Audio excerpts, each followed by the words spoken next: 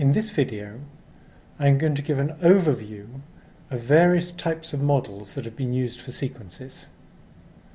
I'll start with the simplest kinds of models, which are autoregressive models, that just try and predict the next term in a sequence from some previous terms. I'll talk about more elaborate variants of them using hidden units. And then I'll talk about more interesting kinds of models that have hidden state and hidden dynamics. These include linear dynamical systems and hidden Markov models. Both of these are quite complicated kinds of models, and I don't expect you to understand all the details of them. The main point of mentioning them is to be able to show how recurrent neural networks are related to models of that kind. When we're using machine learning to model sequences, we often want to turn one sequence into another sequence. For example, we might want to turn English words into French words, or we might want to take a sequence of sound pressures and turn it into a sequence of word identities, which is what's happening in speech recognition. Sometimes we don't have a separate target sequence, and in that case we can get a teaching signal by trying to predict the next term in the input sequence. So the target output sequence is simply the input sequence with an advance of one time step. This seems much more natural than trying to predict one pixel in an image from all the other pixels, or one patch of an image from the rest of the image. One reason it probably seems more natural is that for temporal sequences, there's a natural order to do the predictions in, whereas for images it's not clear what you should predict from what. But in fact, a similar approach works very well for images. When we predict the next term in a sequence, it blurs the distinction between supervised and unsupervised learning that I made at the beginning of the course. So we use methods that were designed for supervised learning to predict the next term, but we don't require a separate teaching signal. So in that sense, it's unsupervised. I'm now going to give a quick review of some of the other models of sequences before we get on to using recurrent neural nets to model sequences. So a nice simple model for sequences that doesn't have any memory is an autoregressive model. What that does is take some previous terms in the sequence and try and predict the next term basically as a weighted average of previous terms. The previous terms might be individual values, or they might be whole vectors, and a linear autoregressive model would just take a weighted average of those to predict the next term. We can make that considerably more complicated by adding hidden units. So in a feed-forward neural net, we might take some previous input terms, put them through some hidden units, and predict the next term. Memoryless models are only one subclass of models that can be used for sequences.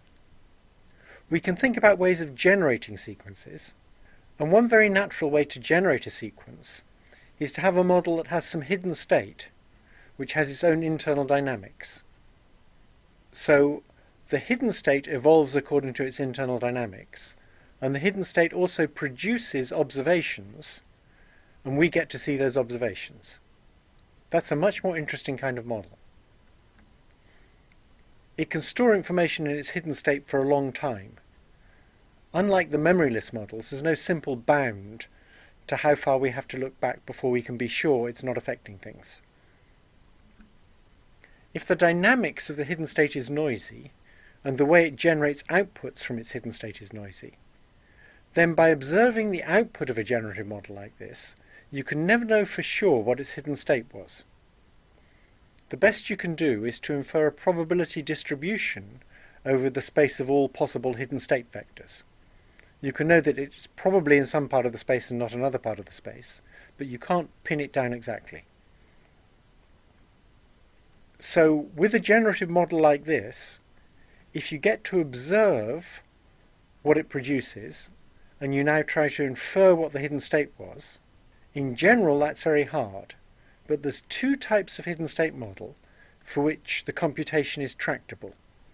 That is, there's a fairly straightforward computation that allows you to infer the probability distribution over the hidden state vectors that might have caused the data. Of course, when we do this and apply it to real data, we're assuming that the real data is generated by our model. So that's typically what we do when we're modelling things. We assume the data was generated by the model, and then we infer what state the model must have been in order to generate that data. The next 3 slides are mainly intended for people who already know about the 2 types of hidden state model I'm going to describe.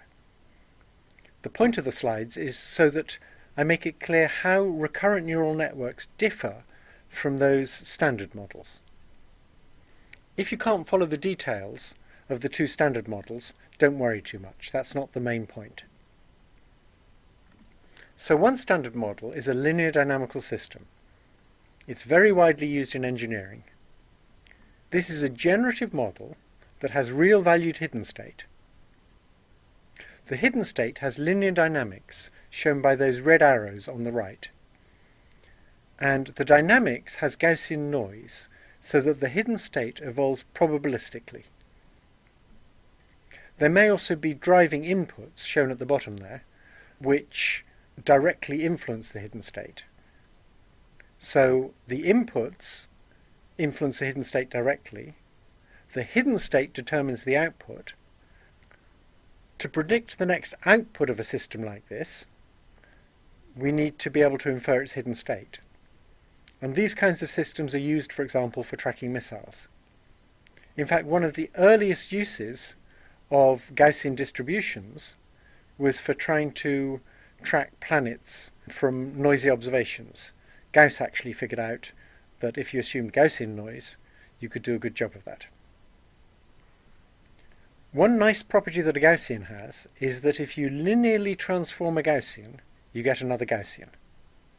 Because all the noise in a linear dynamical system is Gaussian, it turns out that the distribution over the hidden state, given the observations so far, that is, given the output so far, is also a Gaussian. It's a full covariance Gaussian, and it's quite complicated to compute what it is, but it can be computed efficiently, and there's a technique called Kalman filtering that's an efficient recursive way of updating your representation of the hidden state given a new observation. So, to summarize, given observations of the output of the system, we can't be sure what hidden state it was in, but we can estimate a Gaussian distribution over the possible hidden states it might have been in. Always assuming, of course, that our model is a correct model of the reality we're observing. A different kind of hidden state model that uses discrete distributions rather than Gaussian distributions is a hidden Markov model. And because it's based on discrete mathematics, computer scientists love these ones. In a hidden Markov model, the hidden state consists of a 1 of n choice. So there are a number of things called states, and the system is always in exactly one of those states. The transitions between states are probabilistic. They're controlled by a transition matrix, which is simply a bunch of probabilities that say, if you're in state 1 at time 1, what's the probability of you going to state 3 at time 2? The output model is also stochastic. So the state that the system is in doesn't completely determine what output it produces. There's some variation in the output that each state can produce. Because of that, we can't be sure which state produced a given output. In a sense, the states are hidden behind this probabilistic veil, and that's why they're called hidden. Historically, the reason hidden units in a neural network are called hidden is because I liked this term. It sounded mysterious, so I stole it for neural networks. It is easy to represent a probability distribution across n states with n numbers. So the nice thing about a hidden Markov model is we can represent the probability distribution across its discrete states. So even though we don't know what state it's in for sure, we can easily represent the probability distribution. And to predict the next output from a hidden Markov model, we need to infer what hidden state it's probably in. And so we need to get our hands on that probability distribution. It turns out there's an easy method based on dynamic programming that allows us to take the observations we've made and from those compute the probability distribution across the hidden states. Once we have that distribution, there's a nice elegant learning algorithm for hidden Markov models, and that's what made them so appropriate for speech. And in the 1970s, they took over speech recognition. There's a fundamental limitation of HMMs. It's easiest to understand this limitation if we consider what happens when a hidden Markov model generates data. At each time step when it's generating, it selects one of its hidden states. So if it's got n hidden states, the total information stored in the hidden state is at most log n bits. So that's all it knows about what it's done so far. So now let's consider how much information a hidden Markov model can convey to the second half of an utterance it produces from the first half. So imagine it's already produced the first half of an utterance, and now it's going to have to produce the second half. And remember, its memory of what it said for the first half is in which of the n states it's in. So its memory only has log n bits of information in it. To produce a second half that's compatible with the first half, it must make the syntax fit. So, for example, the number and tense must agree. It also needs to make the semantics fit. It can't have the second half of the sentence be about something totally different from the first half. Also, the intonation needs to fit. So it would look very silly if the intonation contour completely changed halfway through a sentence. There's a lot of other things that also have to fit. The accent of the speaker, the rate they're speaking at, how loudly they're speaking, and the vocal tract characteristics of the speaker. All of those things must fit between the second half of the sentence and the first half. And so if you wanted a hidden Markov model to actually generate a sentence, the hidden state has to be able to convey all that information from the first half to the second half. Now the problem is that all of those aspects could easily come to 100 bits of information. So the first half of the sentence needs to convey 100 bits of information to the second half, and that means the hidden Markov model needs 2 to the 100 states, and that's just too many. So that brings us to recurrent neural networks. They have a much more efficient way of remembering information. They're very powerful because they combine two properties. They have distributed hidden state. That means several different units can be active at once, so they can remember several different things at once. They don't just have one active unit. They're also non-linear. You see, a linear dynamical system has a whole hidden state vector, so it's got more than one value at a time, but those values are constrained to act in a linear way so as to make inference easy, and in a recurrent neural network we allow the dynamics to be much more complicated. With enough neurons and enough time, a recurrent neural network can compute anything that can be computed by your computer. It's a very powerful device. So linear dynamical systems and hidden Markov models are both stochastic models. That is, the dynamics and the production of observations from the underlying state both involve intrinsic noise. And the question is, do models need to be like that?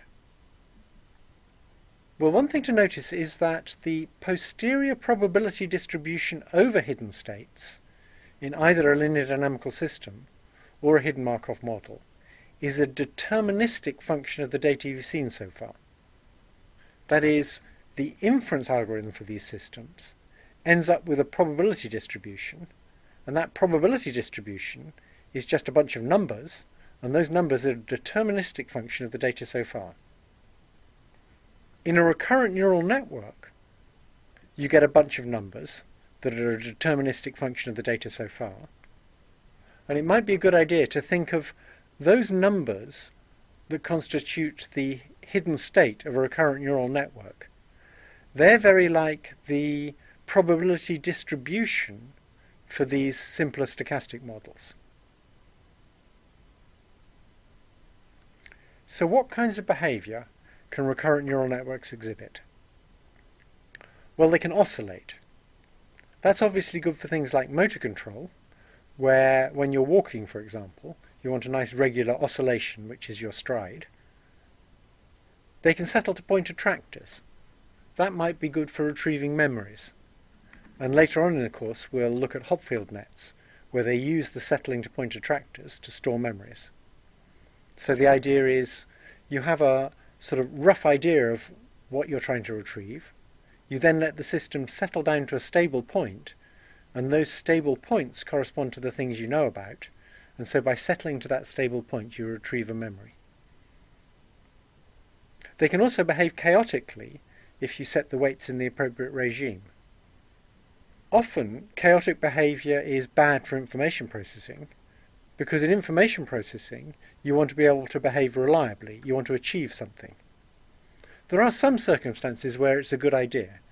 If you're up against a much smarter adversary, you probably can't outwit them, so it might be a good idea just to behave randomly, and one way to get the appearance of randomness is to behave chaotically. One nice thing about RNNs, which a long time ago I thought was going to make them very powerful, is that an RNN could learn to implement lots of little programs using different subsets of its hidden state. And each of these little programs could capture a nugget of knowledge. And all of these things could run in parallel and interact with each other in complicated ways. Unfortunately, the computational power of recurrent neural networks makes them very hard to train. For many years, we couldn't exploit the computational power of recurrent neural networks. There were some heroic efforts. For example, Tony Robinson managed to make quite a good speech recognizer using recurrent nets. He had to do a lot of work implementing them on a parallel computer built out of transputers, and it was only recently that people managed to produce recurrent neural networks that outperformed Tony Robinson's ones.